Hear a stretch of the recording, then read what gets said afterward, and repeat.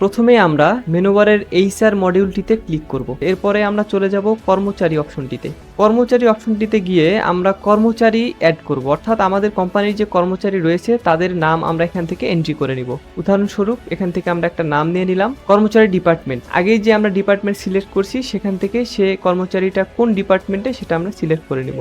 এরপরে কর্মচারী পদবি, অর্থাৎ কর্মচারীর পদবি কি আমরা আগে লিখে নিয়েছি এক্সিকিউটিভ, সেটা আমরা এখান থেকে সিলেক্ট করে নেব। এরপরে সেই কর্মচারীটির স্যালারি কত সেটা আমরা এখান থেকে লিখে নেব।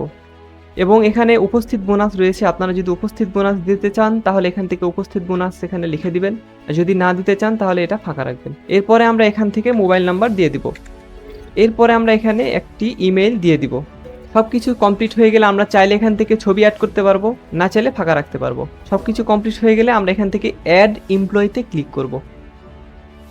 আমরা কর্মচারী যোগ করে ফেলেছি।